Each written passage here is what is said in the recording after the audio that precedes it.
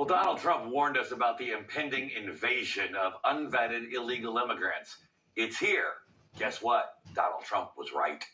Tonight, tens of thousands of Haitians call the small town of Springfield, Ohio, their home.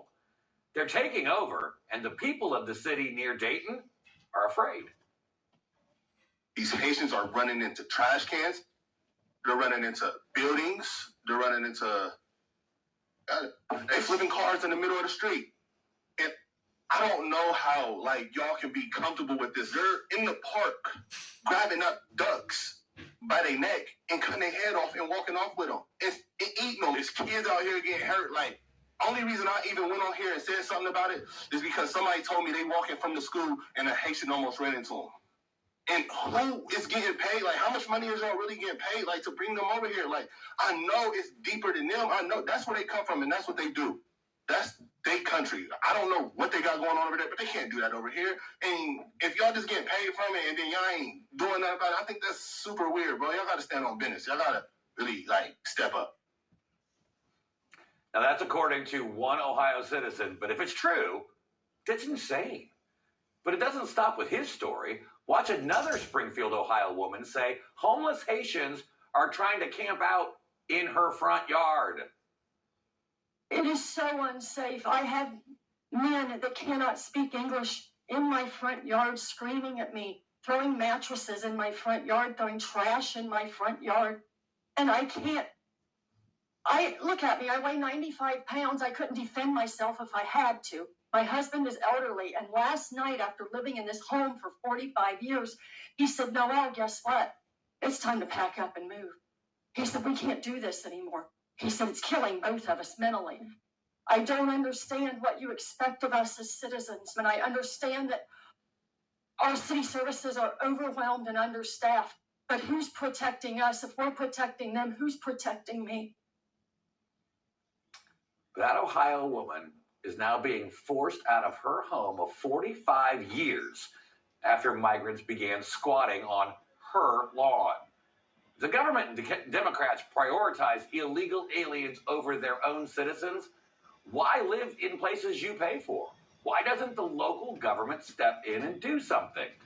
Joining me now is a Springfield, Ohio resident, Casey O'Brien. Casey, thanks for joining us tonight on Prime News.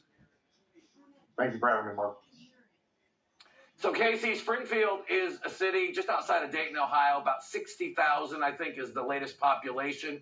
But you now have 20,000 Haitian immigrants. I mean, no city, no community can handle that kind of an influx of illegals.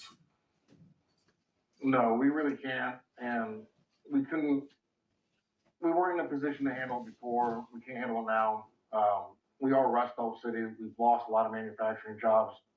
A lot of the tax base has been eroded.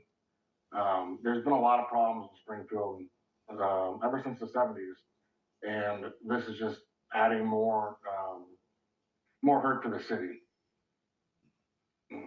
You know, Casey, I can't help but wonder how it's impacting your daily life. And we saw the clips from the two residents, your neighbors there in Springfield. But I also have to wonder, what is it doing going shopping, going to the doctor's office, try to go to a library, try to go to how is your life being affected by this? Just driving, that's really the main thing. And, we're very polite here in the Midwest, especially here in Springfield. We hold doors open for people. We don't stare at them. We communicate with one another. And there have been a lot of problems with these immigrants not knowing English. That's why with my church group, I do volunteer to help teach them English every Sunday, and I've been doing that since April. But that's only for the ones that want to learn and want to try to assimilate better into the community. And like I said earlier, the driving is a really big issue. I would like to tell your audience to please maybe say a prayer for Aiden Clark and his family. He was the young child that died last year in a school bus accident, and there were a couple dozen other children on that school bus that were injured, and we'll certainly remember that for the rest of their lives. You know, Casey, in that first clip we heard from the one gentleman in front of your city council, he was talking about, some horrific things happening in parks. Have you witnessed or seen anything along those lines? I mean, what is it like right now on the ground in Springfield? I haven't seen that, but I don't really go to the parks that often. I have heard a lot of people around me, people that I trust, tell me these things. I've seen pictures of it. So, there's really no reason for me to go to the parks anymore. Casey O'Brien, I know America is keeping an eye on Springfield, and we hope that if there's anything with prayers that we can do and anything else we can do to help that community, that 20,000 immigrants in a city of 60,000 is just outrageous. Thanks for joining us, Casey. Thank you, Mark.